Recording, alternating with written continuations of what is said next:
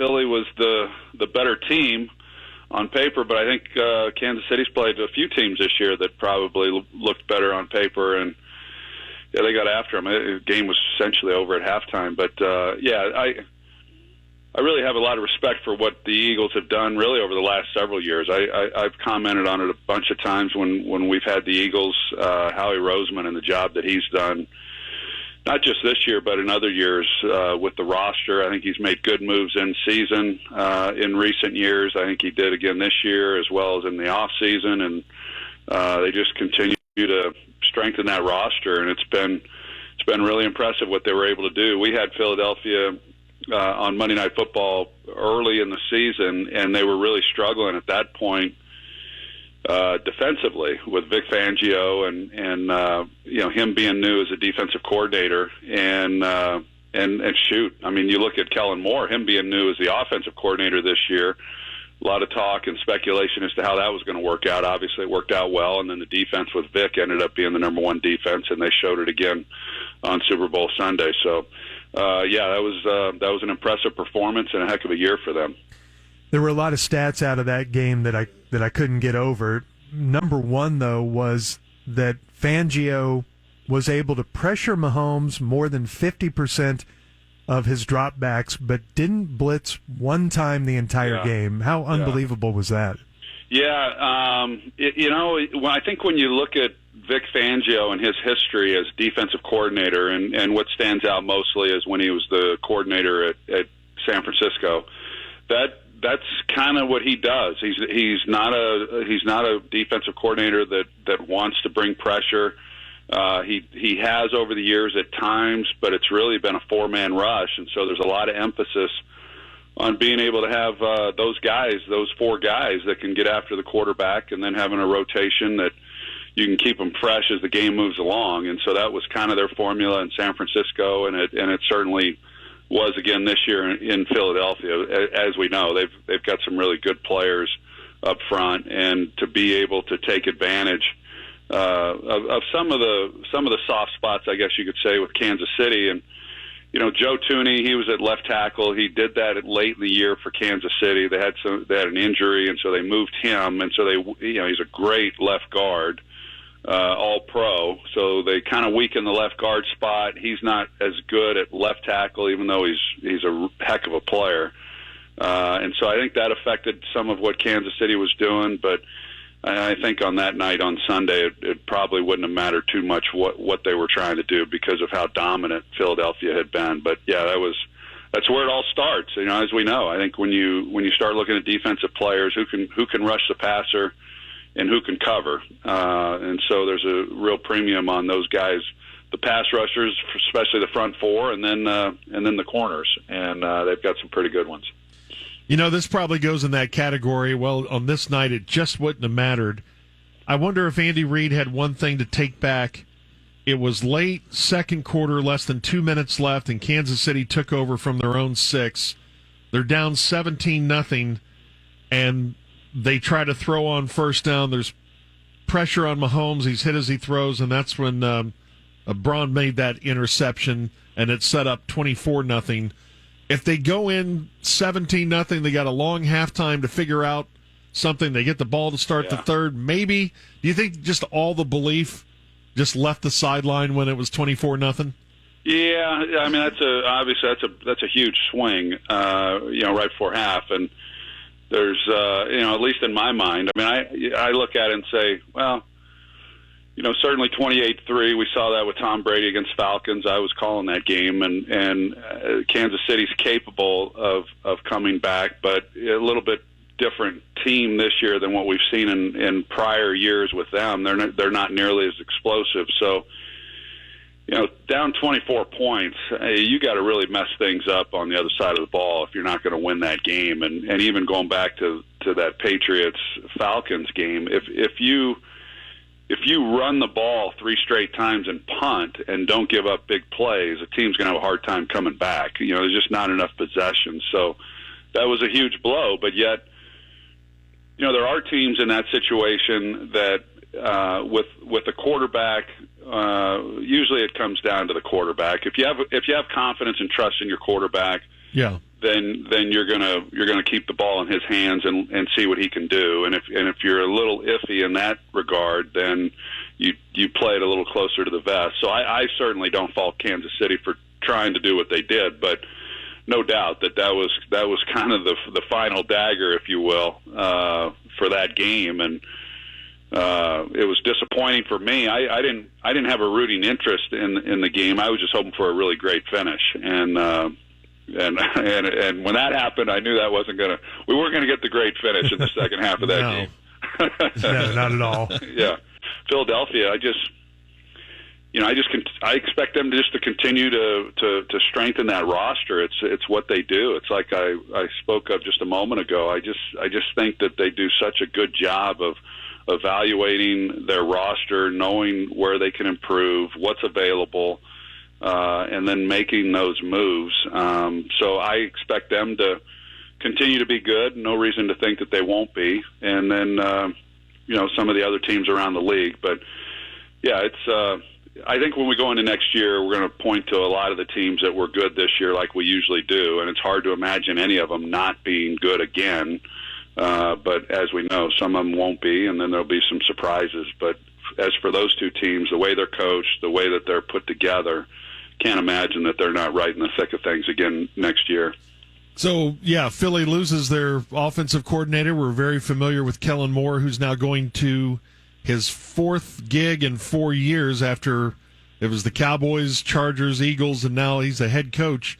There's only 32 of these things, so when you get an opportunity, obviously you think strongly about taking it. He's got a tough job, though, doesn't he? They're over the cap. They're not very good. Yeah. Their quarterback counts $50 million against the cap this year. They're going to have a little bit of patience with how he tries to turn it around down there. Well, I would think so. I agree that they've just kind of been. They probably should have cleaned up the cap several years ago. Probably shortly after Drew Brees retired would have been a pretty good time. But they've kind of kept hope alive, and yet they haven't really been that competitive since then. And they keep kicking the can down the road and prolonging the agony of what they've got to go through, and now is the day of reckoning. So I believe that there's gonna be a little pain involved in that, and then what happens, I don't know. I mean, as far as with Derek Carr, will he in fact be the quarterback? What might that look like? What are Kellen's thoughts on all of that? It'll be interesting, but yeah, I'm looking forward to seeing how he does. As you mentioned, this first year might not be a great time to really evaluate that. But it starts from the first phone call. Most of the time, you're going to talk to Gene Burkett, a 30-year partner. You're not going to talk to some employee that just got put on the phones that day. There are things that are so crucial, especially if it's a cataclysmic event, to have our experts get out and look at the vehicle, witness statements, photos, the whole thing. Call Frankel first. Chosen by the people, feared by the insurance companies. Call Frankel first. This week, Dak Prescott said that he thought the Cowboys were very close to the Eagles. Now, 2 years ago, they certainly were. They were probably better than the Eagles, but this year it wasn't close on the field.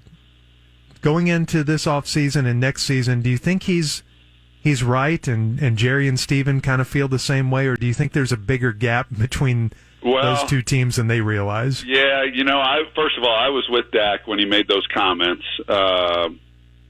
It's a crazy world right now. I run into it a lot, even doing this show. You say something, and then the next thing you know, it's on social media, and it's kind of mischaracterized, and it's not what was intended or what exactly was said. I know he's been mentioned for a few years as for being a head coach, and how he might do. I hope he does well. I don't know how much he was in the conversation as far as being the head coach in Dallas, if they had conversations with him at all. I don't think there was any type of formal interview. But was that a consideration on Dallas's part? I don't know. Dallas obviously knows him better than anybody, and he knows Dallas better than anybody. So looking forward to seeing what he's capable of doing. And every single thing anyone says just gets dissected and debated, and I totally get where Dak was coming from. And in his mind, there's no reason for him not to feel that way. He was hurt, as you know, and when he's healthy, they've played with Philadelphia, they've played with Washington, and so I think they are closer than what the records would suggest. But I also think that if that's the way you look at it, I'm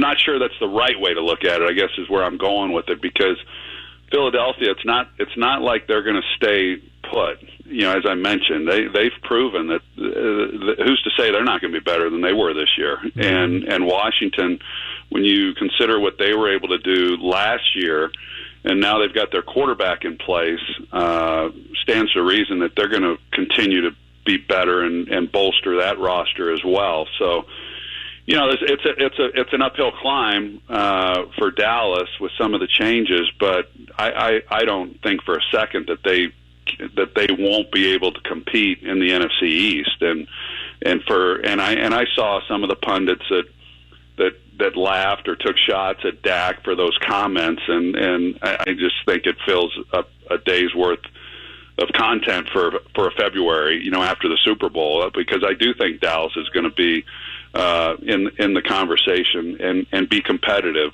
But they've got to get better, as we know. There's areas, a lot of areas within that roster that need to be better, but hopefully those things get addressed. So yeah, I would not disagree, assuming that Dak is healthy, that they'll be competitive and at least have a chance. But I also think these other two teams are going to be better as well, and then where the Giants fit into that is anybody's guess. I'm just looking forward to today's clickbait of Aikman defends Prescott. And yeah. It's absurd. I mean, it's absurd. It's crazy. I mean, I can't tell you how many times that I will say something, and more times than not, it's on this show. You got, and then you see something a few hours later, and you're like, well, wait a minute, that's not really what was said or whatever. So it's the world we're in, and I do think that because of that, I always thought there was a lot of scrutiny on the NFL, and certainly for myself playing for the Cowboys, and you had your critics and all that, but it's so much exponentially more going on right now, and for these quarterbacks especially, but all players and all coaches.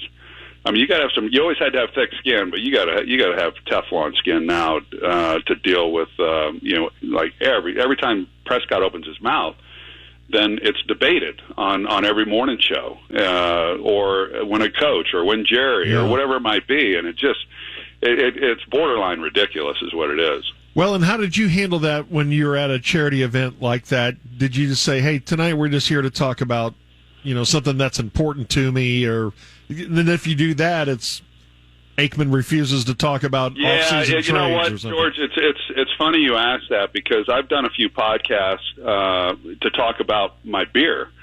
As I continue to grow 8 and talk about the benefits of why my beer is better than what's available on the market, I'll go on these podcasts and they'll ask the obligatory beer question, but then they move right into the football question. So on the one hand, all of the reporters, all the sports guys, they all show up for the event when we do the model reveal each year around this time for the Children's Cancer Fund. They all show up. They all ask about the event. Why do we keep coming back? And then they go right into the football questions. And typically, the football questions are the ones that are shown on the news that night. So it's an opportunity to get some exposure to the event that's happening on April 11th. But they're really there because they want to get sound bites about the Cowboys and what Dak's thoughts are now in the off season and whatever it might be. So you try to manage that. But if every time you answer a question, if you've got to walk on eggshells just to keep from being in the headlines, I mean, that gets a little tiring as well. So, sure. I mean, it just, you know how it is. It is what it is, and you just deal with it, and then you control the things you can, and don't worry about the things you can't. And when it is interpreted in a different way from what you intended, then you just chalk it up to, well, that's the way it goes, and it's something you just got to handle. So, yeah, that's where it is.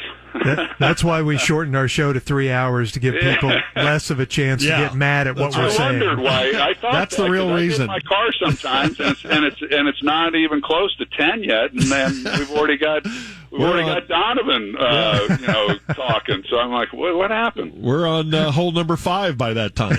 That's what that's called. Huh. Leverage. When you go in for that negotiation, you get a little more pay and a little less work. I like that. Leverage. Well, hey, we appreciate your insight through the years, and certainly this year. What a wild year in the NFL and around here, and hope you have a great off season, and maybe we'll run into you at some point.